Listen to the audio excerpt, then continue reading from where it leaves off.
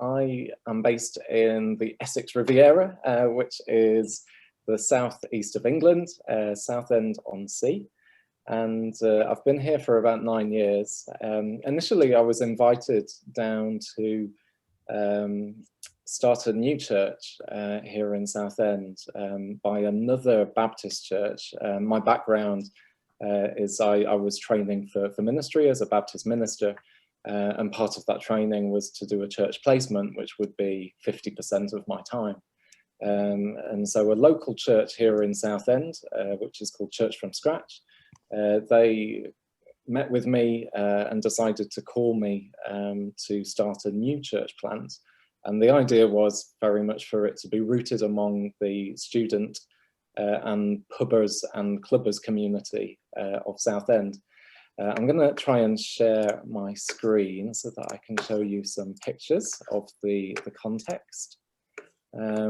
So Southend-on-Sea, you've got the world's longest pleasure pier, which the locals find very exciting. And you've got the Adventure Island, the theme park. It's a town which is about an hour from London. And you've got quite a mixture of different people. So you've got quite affluent areas, but you've also got extreme deprivation as well. There's a community college as well as a university here. So I was very much focused on starting a church with those who weren't currently attending or going to church. And so I moved to Southend to do this. And part of this process was to renovate an old barber shop, which at the time was called Brian's. And so we rented the premises from the Christian bookshop, which you can see to the right in that picture. And we renovated it into a community cafe, which we called 57 West, which was the street address. And so you can kind of see inside the look that we were going for, kind of slightly funky. The idea was that students could come and get coffee, they could come and use the Wi-Fi and study, but also for us to build relationship and to chill out with them as well during that time. So I tried to recruit a number of different young adults from the local area, particularly from local churches, to join as a small team in order to do this. So there was about 5 or 6 of us focused on trying to see this new community emerge. I would love to say that it all went very well and was very successful, but I've got to admit the whole thing was quite a failure. And so we tried loads of different activities. We did Welcome to Southend evenings for new international students. We did kind of acoustic evenings where we would get local musicians in and tried to do quite arty and creative things. We did like an art display.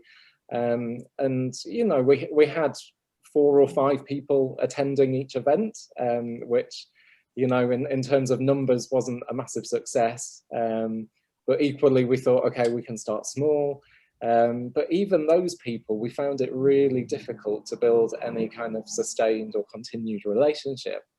And over a period of a number of months, 6 to 12 months, the team that we had formed gradually dwindled, as many of the participants were just quite discouraged by the whole experience.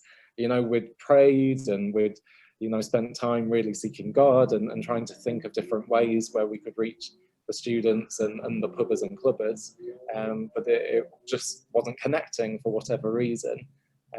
We were also going out into the town and into the bars and kind of doing detached work locally as well. And again, you know, we had good conversations, you know, there was some nice people we met, but there was no sustained form of relationship. So imagine doing that for, well, 12 months. We got to 18 months and there still hadn't been any community that had formed. And by this point, there was myself and another woman, Louise, who were kind of left from this small team. And we were just so tired and discouraged and frustrated that nothing was working. We got to the point of January the 1st, and Louise suggested having a day of prayer and fasting to start the new year. And I was just feeling quite weary from the previous 18 months, and so I reluctantly agreed to attend this. And so we met in the premises at 57 West. It was a cold day. We didn't have proper central heating. You know, we were kind of huddled around a little kettle, you know, having a hot water or whatever it was with the fasting. And we were, you know, a bit bleary-eyed, and started praying. And after about maybe 2 hours, there was a knock on the window. And we looked up, and there was 3 people who had been sleeping rough on the streets, knocking and wanting to come into the premises. And I was a little bit annoyed, because I'm thinking, you're disrupting my day of prayer and fasting. And anyway, Louise was a little bit more gracious and kind, and so she invited them in. And so I kind of begrudgingly said, okay, well, you're welcome to come in, but we're praying and fasting, so if you want to come in, then, you know, you can join us. And I think I was a little bit annoyed. Fortunately, Louise was more welcoming than probably I was at that point. And so anyway, they came in. We'd met some of them before, because of some of the street work we'd been doing, so we were a little bit familiar with them. But they just wanted somewhere warm, and they had nowhere to go. They had no hot drinks. 1st of January, it was freezing. And so they came in, and we began talking just about life and faith in general. And it was just fascinating hearing some of their stories about how they would pray for God to provide food that day. And they told stories of, you know, God's provision, and how, you know, they would have a sandwich given to them, and they would pray for protection in the evening, that God would keep them safe as they were sleeping. So, you know, it was a really interesting conversation. One of them then said, okay, I'm just going to leave. I'll be back in 5 minutes. So off he went, and he returned with 8 of his mates. And so now we've got, you know, a room full of people sleeping rough. And again, you know, the conversations about life and faith, you know, continued. And you know, we explained to them what we were doing, that we were having this day of prayer and fasting. And so that, you know, a couple of them said, well, why don't we pray? Let's pray. And it was really earthy, you know, basic prayers like, God, I've had a really shit year. Will you give me a better year this year? And just, you know, very heartfelt and genuine, which was lovely. And we actually ended the day with sharing communion and passing grape juice and bread around. And I think it was only at that point, when I saw the kind of the grape juice being passed from hand to hand, the penny dropped, and there was this revelation of almost God saying, you know, this is my church, this is who, you know, I'm calling you to be in community with. And so it was that kind of aha, you know, that deep moment where you realize that you hadn't been interrupted actually, and it was God's grace that was breathing life into this situation, even though we had other ideas of what was going to happen or who the church was going to be with. So we focused all of our attention working with the group of people who became our new friends, and started just kind of hanging out, opening up during the day. And so often they didn't have anywhere to go, so we opened up as a community cafe, giving free coffee. We started doing toast as well for people if they were a little bit hungry. And it slowly developed in terms of getting to know people. We slowly had people, you know, coming in and saying, hey, I can play the guitar, you know, let's have a little bit of a sing-song.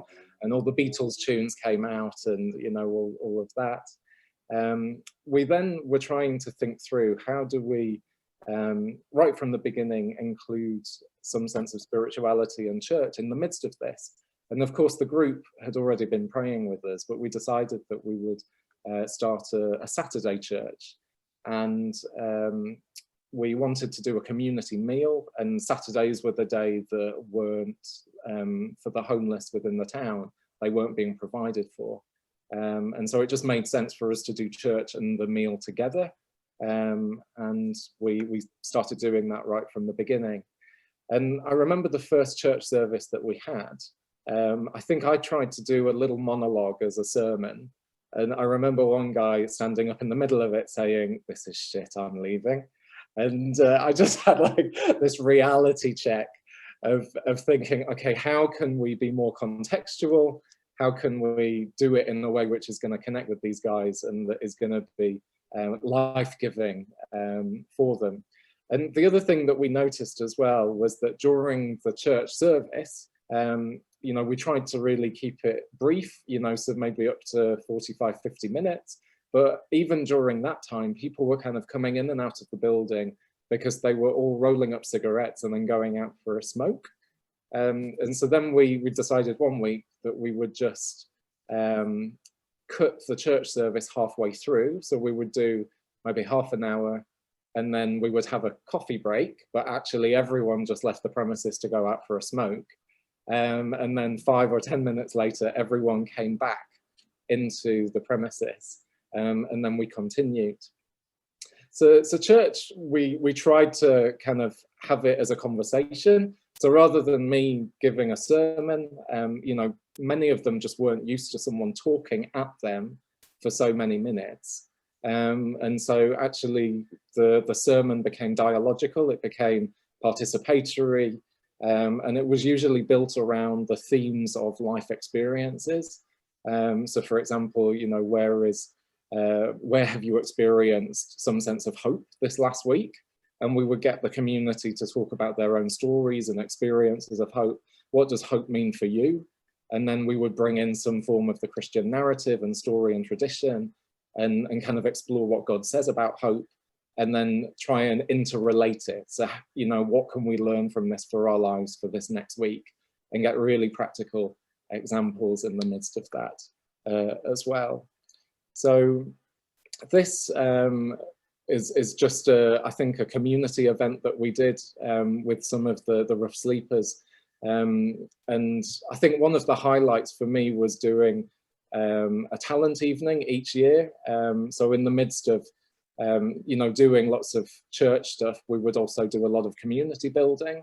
And one of the most beautiful things was having a talent evening where people could come and share their talents. And it was just lovely. You know, one of the rough sleepers, he had the most remarkable talent for painting that none of us knew about. And he hadn't shared any of his paintings with anyone for about 20 years. And he was the most gifted guy. And he went on to working with a couple of the volunteers, and he did some art exhibitions at local coffee shops in follow-up to that. So I think there was a sense of really, you know, what does it mean for life in fullness to be within this community? What are the gifts that God has given each person within this community? And how can we really foster a community that is going to be as life-giving and as nourishing and as hopeful as possible? So this, you can see, it's our community meal after the church.